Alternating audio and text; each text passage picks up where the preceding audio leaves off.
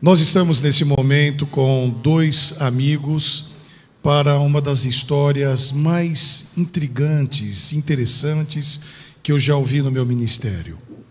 Tente imaginar um marido preparando um presente maravilhoso de aniversário para sua esposa. Era a manhã do dia 30 de outubro de 2010. E tente imaginar esse casal que está aqui ao meu lado. A Carmen é jornalista e o Cláudio é administrador.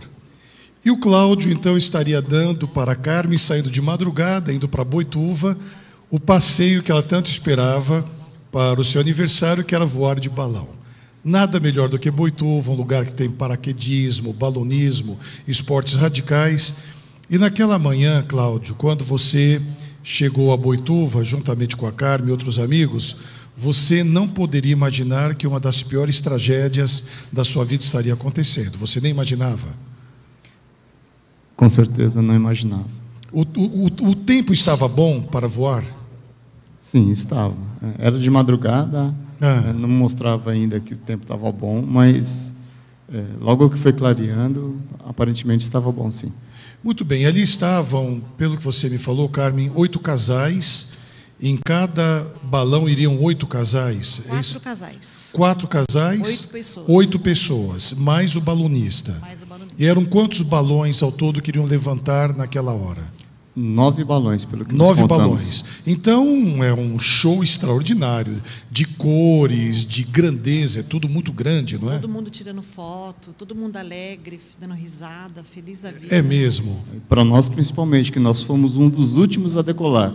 Né? Então, vocês viam os balões subindo? Todos subindo, aquela alegria dando tchau. De grupos, dando tchau. Filmando, fotografando. Filmando, fotografando. E vocês lembram mais ou menos a quantos metros o balão chegou no máximo de altura, para vocês poderem ver aquela paisagem toda? Deu uns 1000 metros quase. 1000 metros de altura. Dá um friozinho na barriga ou não? Não dá. Porque vocês estão numa cesta, literalmente uma cesta. Ele sobe bem devagar, então dá para você ver, e na hora que ele vai passando sobre as casas, as crianças saem fora, dão tchau. Então é um passeio muito gostoso. Passam por cima da estrada, o pessoal dos carros acenam. Bem, o que acontece é que, repentinamente, sem que eles soubessem, uma rajada de vento de 75 quilômetros por hora bateu principalmente em 3 balões, ou nos 5 balões. Isso na hora do pouso. Na hora do pouso, já depois de algumas horas. Depois de 1 hora. 1 hora. O nosso piloto falou, vamos se preparar para pousar, vamos para esse lado. Já estavam pousando? Já estava pousando. Já tínhamos feito todo o passeio, né? Assim, muito calmo, muito gostoso, né? E aí o piloto até comentou conosco. Vocês estão vendo aqui no horizonte, só em matéria de região, nós estávamos de Boituva, como se estivesse voltando para São Paulo, Sim. Que você vê Itu, né? E aí ele falou, está vendo ali na região de Itu, que está mais escuro? Aquilo é chuva. Isso aí remete vento. Possivelmente nós vamos voltar e pousar no mesmo local que nós decolamos. Porque o vento ia levar para aquele lugar. Alguns segundos depois, o balão parou no ar. Não havia vento nenhum? Nenhum. Parou e o balão começou a retornar. Sim. E aí ele falou, nós vamos pousar ali.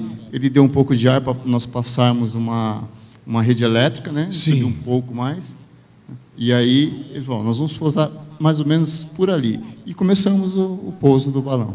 Foi nessa hora que veio. E a hora que vocês estavam rajada. pousando, veio uma rajada muito forte e jogou aquela cesta do balão no muro de uma casa? Como que foi? Nós batemos primeiro na própria casa, né, no canto do telhado, né, depois batemos no muro, pegamos na rede elétrica e o balão tomou voo de novo. Então, espera um pouquinho. Bateu na lateral da casa, bateu no muro e na rede elétrica. Na rede elétrica. E a pancada que matou 3 pessoas foi na casa, no muro ou na rede elétrica?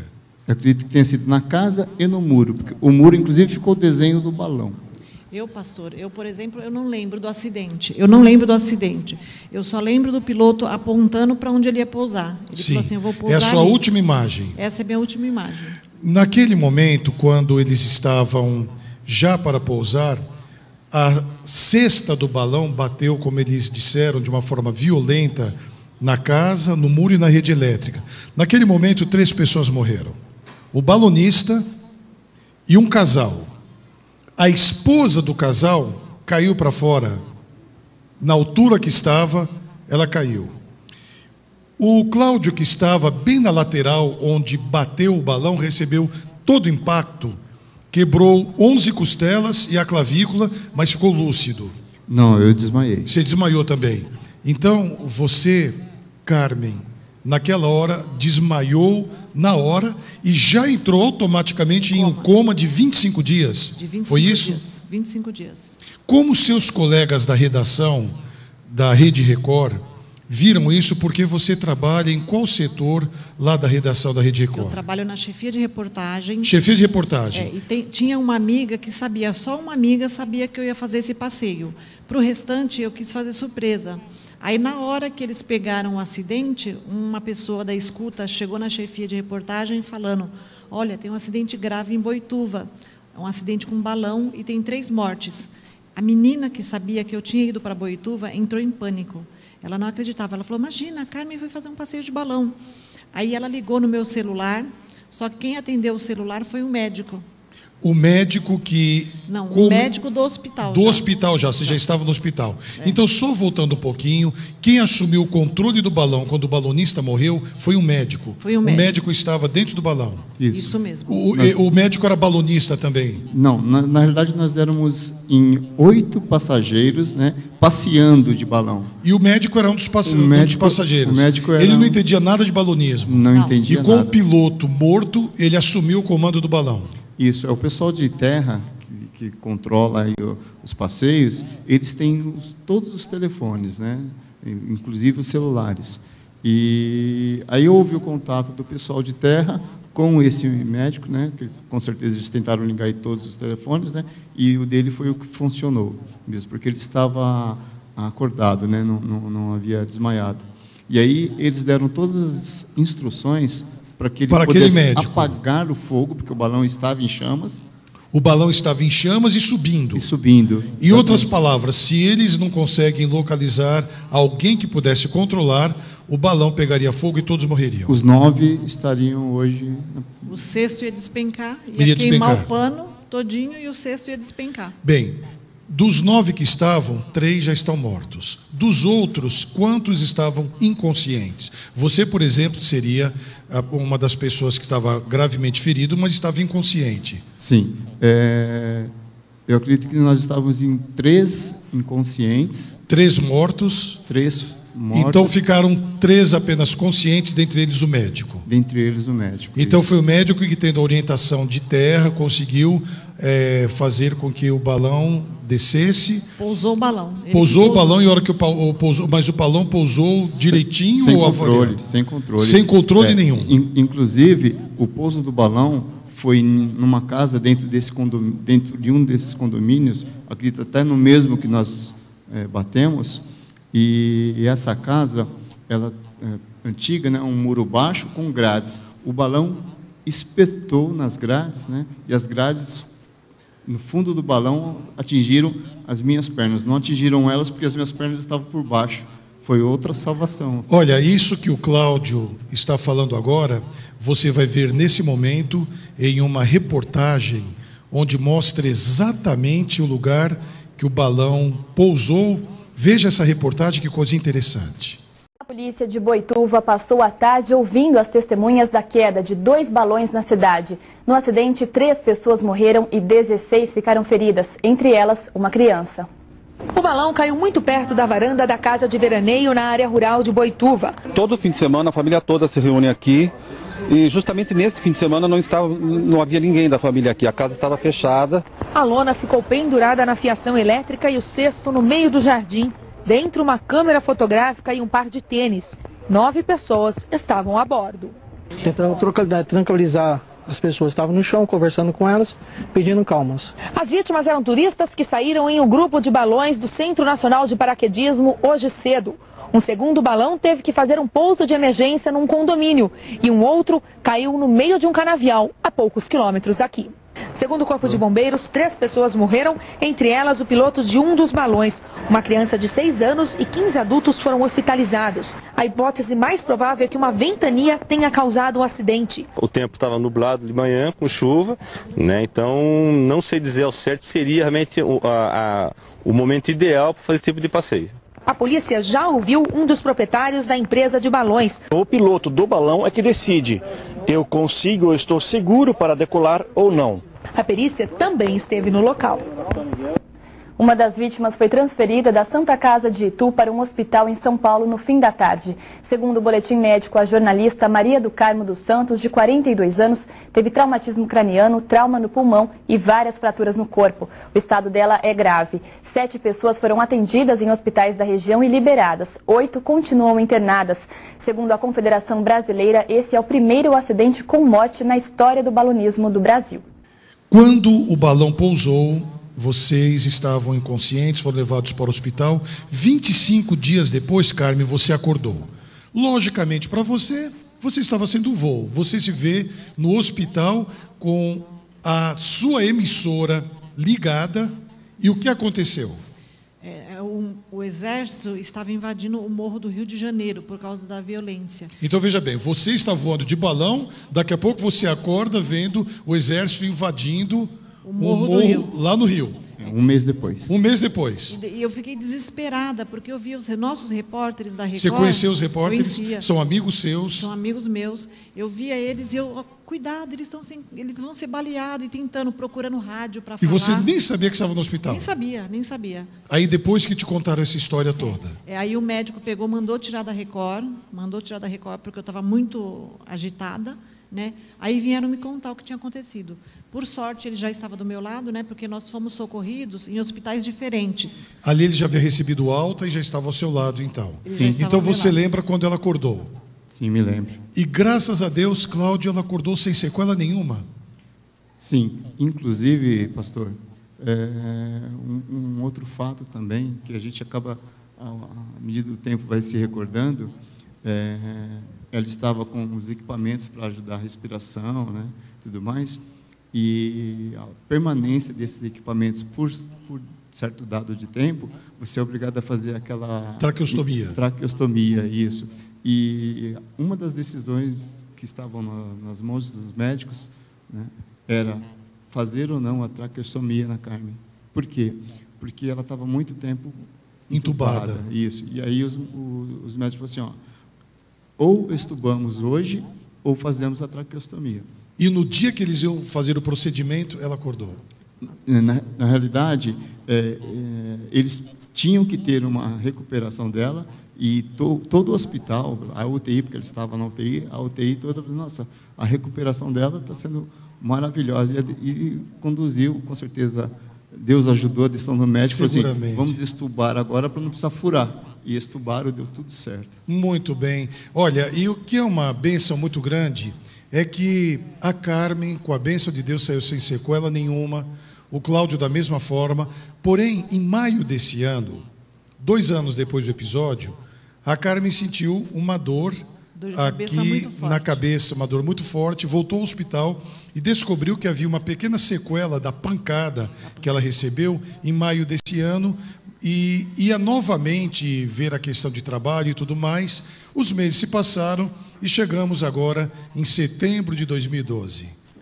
Ela estava fisicamente recuperada, o Cláudio também, e em setembro agora de 2012, ela estava no metrô de Vila Matilde, zona leste de São Paulo. Pastor, eu estava indo levar a alta médica para a empresa. Levar a alta médica para a Record? Para começar a trabalhar. Ia voltar a trabalhar. No dia que ela ia voltar a trabalhar, olhem só, no dia que ela ia voltar a trabalhar, agora em setembro de 2012, exatamente no dia 25. 25. Eu ia voltar a trabalhar dia 26. E ela ia levar, então, para a emissora o seu retorno.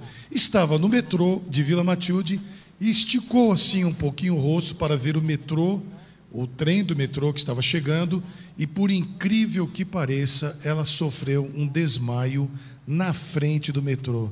E sabe o que aconteceu? Ela caiu na frente do metrô. O acidente que ela teve agora, em setembro, 25 de setembro de 2012, foi pior do que o acidente do balão. Por quê, Carmen? As pessoas, quando viram o trem praticamente passando por cima de você, você soube depois que havia uma estatística de que forma? Um segurança falou para mim que uma pessoa, 1 em 1 milhão sobrevive a um acidente. 1 em 1 milhão sobrevive. Bom, 1 em 1 milhão. Você caiu ali, Carmen, você caiu, e havia um garoto do lado chamado Alisson. Alisson, vem aqui. Vem aqui. Havia do seu lado, que você não sabia, um rapaz chamado Alisson, que é amigo nosso, aqui da igreja, que é desbravador, faz parte das atividades dos jovens, e ele começou a gritar pedindo socorro. Alisson, você viu a hora que ela caiu, ou você já viu a gritaria e alguém lá embaixo? Não, então, eu estava um pouco distante, né? Eu estava, mais ou menos ali na escada rolante, virando ali. Então você viu o tumulto? Ou você viu ela caindo? Não, eu vi ela caindo. Você tem... Tanto que quando eu vi, eu já tirei a mochila e já saí correndo já para aquele telefone vermelhinho, sabe, da SSO. Sim. E, inclusive, quando eu chamei o rapaz, ele achou que eu estava brincando com ele. O que você falou? Eu falei, caiu uma mulher aqui no vão, aqui. Daí eu falei, e o metrô tá vindo, porque assim, o telefone fica aqui. Espera um pouquinho, ali... a hora que ela caiu, o trem não havia chegado ainda? Não, ainda não. Mas já estava, sabe, já estava fazendo a curva ali na estação antiga, sabe? Sei. Você vê ele vindo. Daí, esse telefone vermelhinho, você já tem a visão. Eu falei, nossa, o metrô vai passar. Daí eu comecei, nossa... E o metrô passou? Desespero total. Daí o metrô passou. Aí você viu praticamente o metrô passando por cima dela. Daí eu comecei, daí tinha um pessoal perto, eu falei, meu Deus, cortou a moça, cortou. Daí eu falei, nossa, despedaçou a mulher. Daí eu fiquei muito desesperado, muito. Então você viu literalmente o metrô passar por cima dela. Foi literalmente. Só que é um detalhe. Carmen, aonde você caiu nos trilhos, você tem ali uma rede elétrica altíssima. Quem não morre com a pancada do metrô morre eletrocutado. E você caiu em um vão onde não havia eletricidade na parte de cima, é isso? Isso mesmo, Eles falaram que a energia ela só passa na parte de dentro do trilho, não na parte de fora. Sim. Só a parte de dentro do trilho tem a energia. E você caiu na parte de fora, que quer dizer perto da parede embaixo. Isso, e fiquei encostada na parede. Como você pôde desmaiar e não ir para o centro do trilho e ficar ali?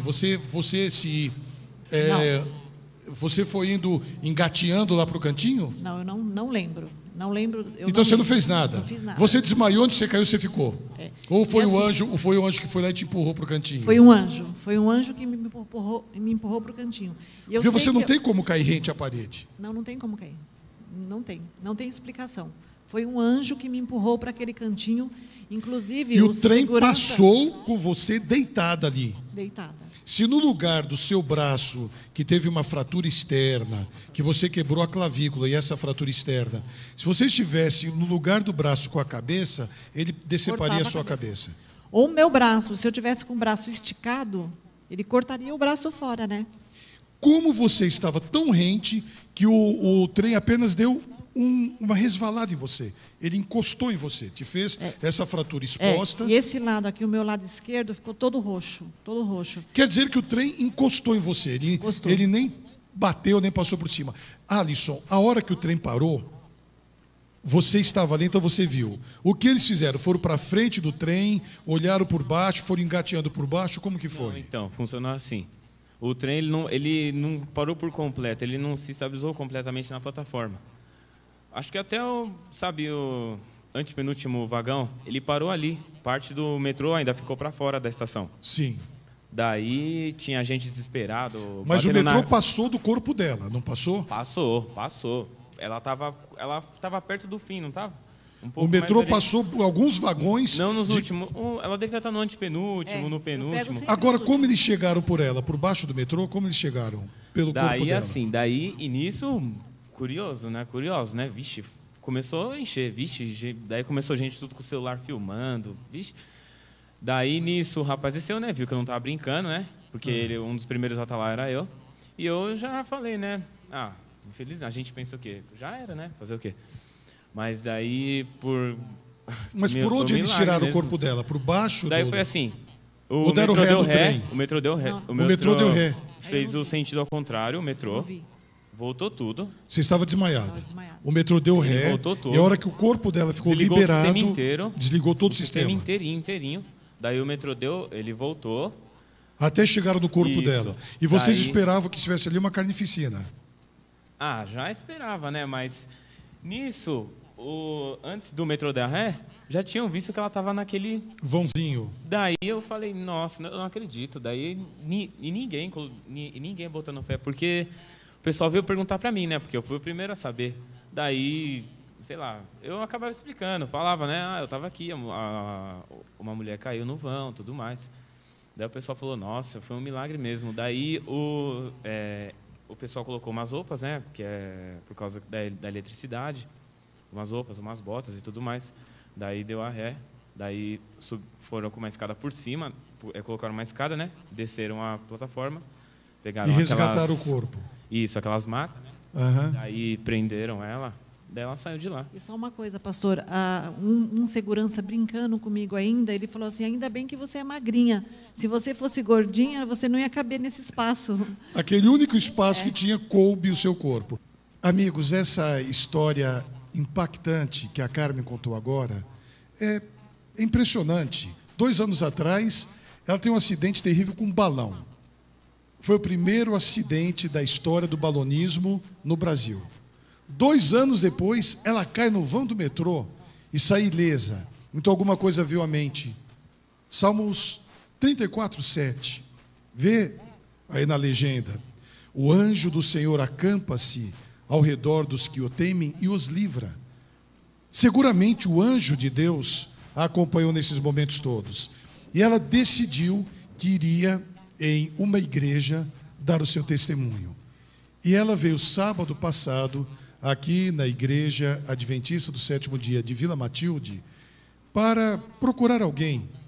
E foi marcado para hoje ela dar esse testemunho. Carmen, por que você resolveu vir à igreja adventista dar o seu testemunho? Olha, né, nos períodos de internação, eu li muita Bíblia. Eu lia bastante a Bíblia, né? E a minha família também sempre falando, né, que eu tenho 4 irmãs adventistas e a minha mãe também é adventista, né? Então, eu via que muita das coisas que elas falavam, eu comprovava na Bíblia, né? Então, eu senti que a igreja adventista era uma das mais corretas, né? Só que, independente de eu ter vindo aqui na adventista, eu quero ir nas outras igrejas. E agradecer todos aqueles que oraram. Agradecer, porque assim, foi uma corrente. Tinha Assembleia de Deus, Universal do Reino de Deus, Espiritismo, tudo. Tudo quanto é igreja tinha gente, Igreja Católica, sempre, sabe? Quando eu voltei a trabalhar, a recepção foi maravilhosa, todo mundo falando, olha, eu orei por você, minha igreja orou por você. Né? Então, eu quero conseguir ir onde houve a oração. Onde as pessoas estiveram orando por você. Eu quero agradecer. E, Cláudio, você queria falar alguma coisa? Inclusive, ela decidiu por vir aqui na Adventista, né, porque, com certeza, as orações que a Adventista fez ajudou ainda nessa recuperação, amém, nessa salvação. Né? Amém, amém. Nós não temos dúvida alguma. E eu gostaria de dizer a você que está nos assistindo agora, que esse milagre que Deus fez na vida da Carmen, acompanhado pelo esposo, acompanhado pelo Alisson, que estava ali vendo o acidente que ocorreu no metrô, Deus pode fazer em sua vida também. O mesmo milagre, mas talvez não diretamente no aspecto físico. Deus quer fazer um milagre na sua vida, transformando a sua existência, dando alegrias ao seu coração. E antes de terminar, eu quero perguntar aqui para o Cláudio. Cláudio, me fala uma coisa. Você tem uma nova mulher ou uma dupla nova mulher, uma mulher que reviveu 2 vezes? Como que é essa história de ter uma mulher que se salvou do balão e do metrô? Como que é isso? Olha, pastor, a nossa vida tem sido de muitas surpresas, tá? Na realidade, eu há 22 anos atrás, né, decidi que a Carmen seria a mulher da sua vida, o complemento da minha vida, né? A outra metade. E nós estamos juntos por todo esse tempo, né? E nesses últimos anos, nesse último ano, né, só tive provações de que Deus está ao nosso lado e nos protegendo. Amém. Tá? Amém. Esses dois fatos, bastante graves, né, eles foram intercalados por outros 2 fatos que ela não comentou com o senhor. Ah, tem mais 2 ainda? Por incrível que pareça. Mas, rapaz... nós estávamos na região do Brás, né, estacionado o carro. Qual região? Do Brás. Do Brás. Ela sentou no carro e um motorista embriagado arrancou a porta do nosso carro. Ela tinha fração de segundos. Eu olhei... A hora que ela sentou, a porta foi embora. A porta foi embora. Se por fração de segundos... Senão eu te espremer ali. Segundos. Por segundos teria sido espremida. Mas, gente, Carmen, você é muito abençoada. E tem mais um outro fato. O outro é mais simples, né? Ela estava lavando um copo e o fundo do copo estourou e o vidro ficou com uma pulseira na mão dela. Olha só. Nós fomos obrigados a quebrar para poder tirar. Colocaram um pano. O vidro entrou o vidro entrou na sua mão. Essa mão dela que é tão larga assim, né? Ó, dá uma olhadinha. Quebrou a ponta do copo e entrou aqui. O vidro entrou aqui. E eu fiquei com uma pulseira. Olha, eu vou agora dizer algo para terminar, mas eu preciso da autorização da Carmen e do Cláudio. Eu posso falar aquilo que você falou para mim, que eu disse hoje no sermão da manhã, a respeito da sua decisão ao lado de Jesus? A Carmen disse para mim: pastor, eu tenho parte da minha família na igreja adventista. Eu vou por todas essas igrejas que oraram por mim. Nada mais justo do que isso. São irmãos nossos em Jesus. E ela disse: mas eu quero lhe falar que 99,9% eu já sou adventista. Deus seja louvado, porque nós temos amigos queridos que estão conosco, e este milagre maravilhoso da vida do Cláudio, da Carmen, da sua vida, pode ser configurado nesse momento que mais uma vez você toma uma decisão ao lado de Jesus. Que Deus te abençoe, e foi uma alegria muito grande estar com você na sua casa. Fique com Deus.